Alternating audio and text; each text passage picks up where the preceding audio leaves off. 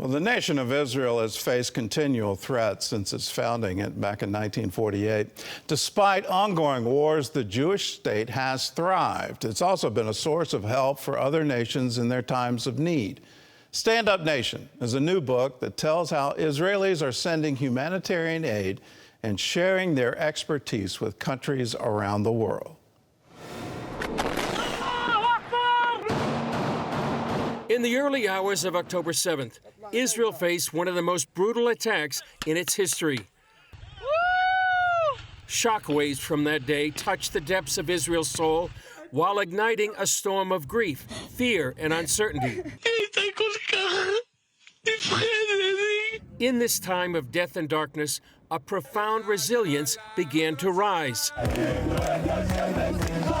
Aviva Klumpus, author of Stand Up Nation, takes readers on a journey through the lives of unsung heroes and ordinary Israelis living extraordinary lives. Her book captures Israel's indomitable spirit and the heart and grit of a people who, even in the face of terror, refuse to be broken.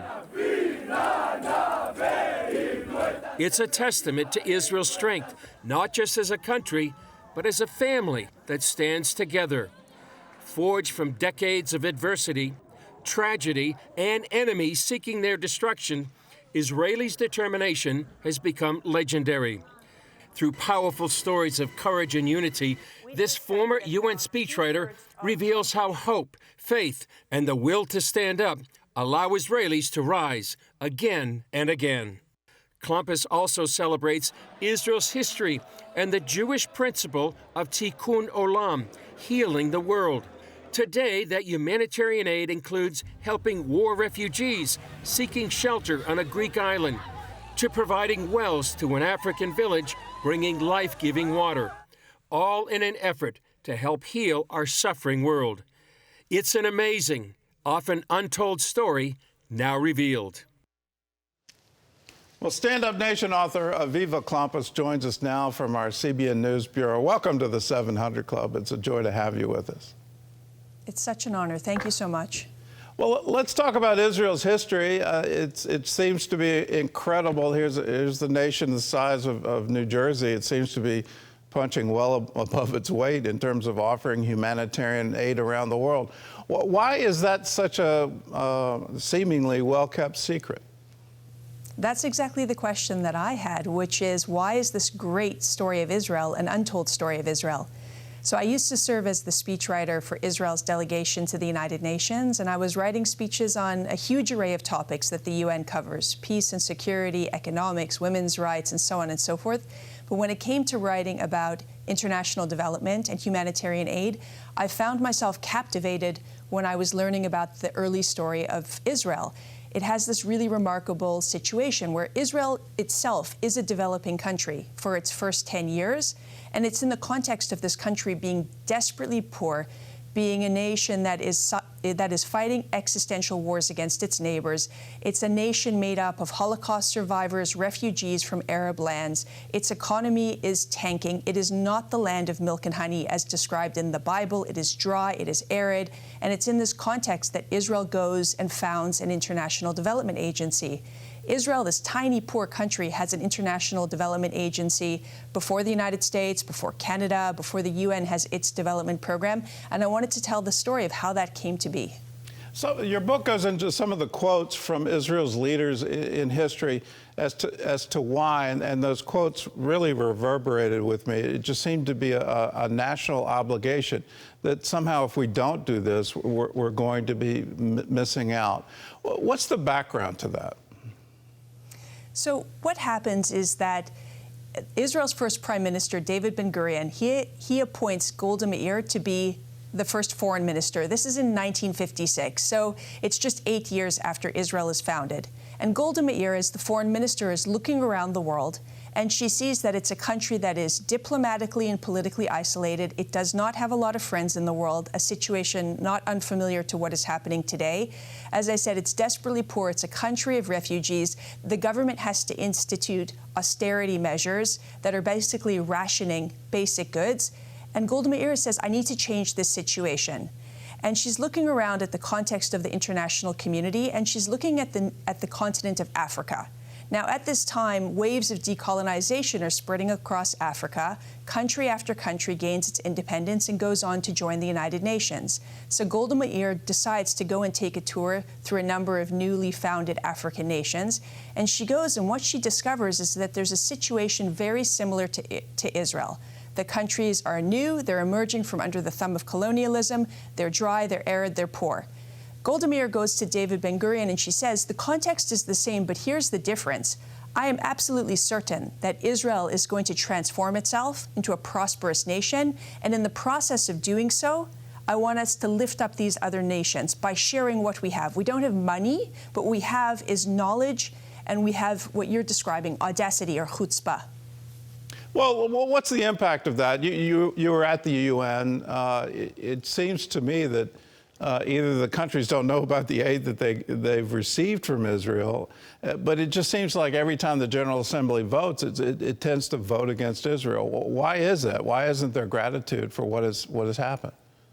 You're absolutely right. Every fall when we're at the General Assembly, we see that country after country votes against Israel over and over again. The same at the Human Rights Council in Geneva. One of the reasons is that Israel has never made it contingent. The aid is not contingent on political favors or UN votes. It's a true act of generosity to be able to do it.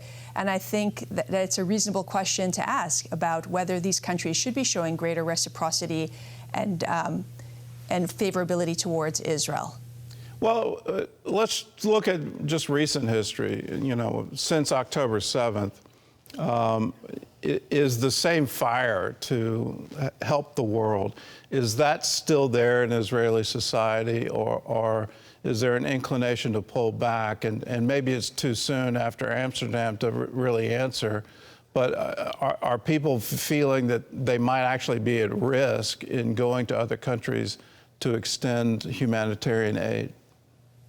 What we've seen in the last 14 months since the absolute atrocities of October 7th is something that I don't think we'll see again in our lifetime. We're living through something that's a truly remarkable period of history, not just for Israel and for the Jewish people, but really for the entire world. And you can see that in the way that this war is being played out, as you said, on the streets of Amsterdam and Antwerp and New York City and throughout the United States.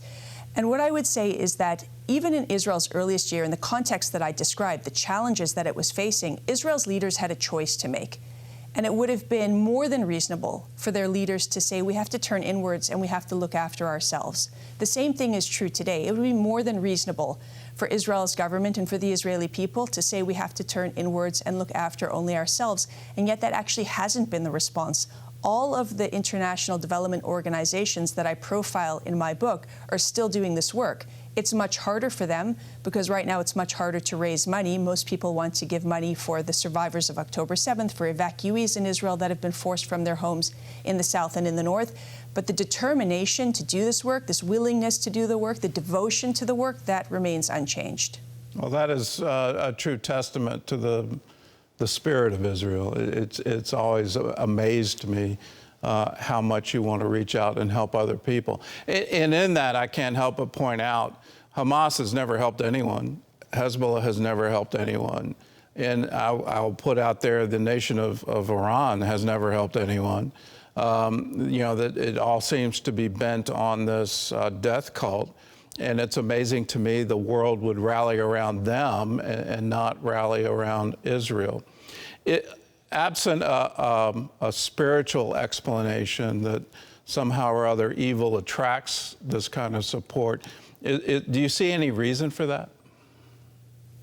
I believe that the American people and most people are decent, honest, good people that can tell the difference between right and wrong. And what we need those decent, honest, good people to do is to speak up.